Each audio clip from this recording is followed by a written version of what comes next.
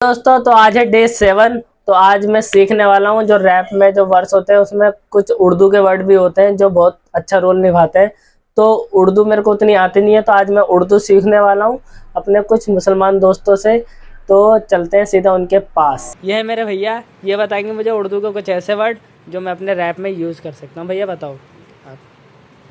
तुम्हें मुझ पर यकीदा है? यकीदा? अकीदा अकीदा अकीदा मतलब? अकीदा मतलब भरोसा।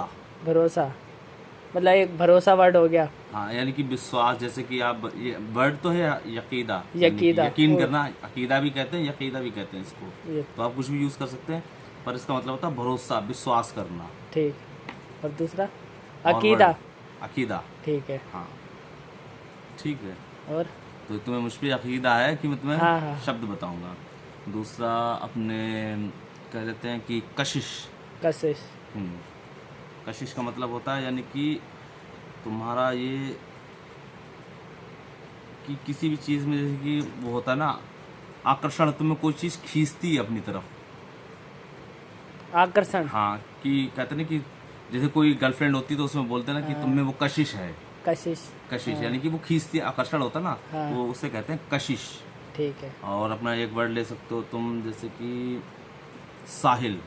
साहिल? साहिल तो नाम होता है ना? साहिल नाम होता है, पर साहिल का मतलब होता है, तुमने ऐसा सुना होगा कि साहिल के पास बैठे हैं, यानी कि साहिल का मतलब है किनारा।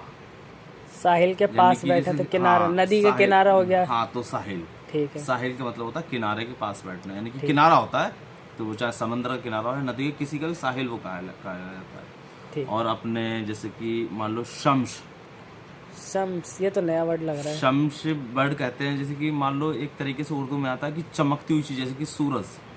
सूरज को शम्स कहेंगे। उगता हुआ सूरज जो चमक हुए को नहीं, हाँ, डूबता हुआ तो हल्का हो जाता है। हाँ। चमकती हुई चीज, हाँ। शम्स। जैसे हीरे को भी बोल सकते हैं क्या? नहीं, हीरे की तो लाइट होती है। हीरा यानी कि रिफ्लेक्टेड जब होगा, जब उस पर लाइट पड़ेगी। हाँ। और सूरज पे कोई लाइट नहीं पड़ती, वो खुद चमक रहा है, हाँ। तो शम्स कहते हैं। ठीक। और एक अपना वर्ड कहते हैं, जैसे कि मान लो कहते हैं कि जैसे किसी की दुश्मनी होती किसी से, हाँ। तो कहते हैं कि भाई मैं उससे खार खाए बैठा हूँ। खार मतलब ये तो उर्दू वर्ड हो गया ना? खार? खार उर्दू वर्ड है, हाँ। इसका मतलब? इसका मतलब होता है जैसे कि मान लो वो दुश्मनी होती है, कांटा, एक तरीके से मतलब बीच में रोड़ा, मतलब जैसे कोई मेरे को चुभने वाली चीज, हाँ, तो उससे खार खाता ना आदमी, गुस्सा आता है। अच्छा। तो खार एक वर्ड आता है, यानी कि एक तरीके से चुभने वाला, कांटा बीच में आता, बंदा डिस्टर्ब करता है, इस तरीके से ये होता है। और बताओ। ठीक है भैया, धन्यवाद आपको मेरे को वर्ड सिखाने के लिए। Thank you.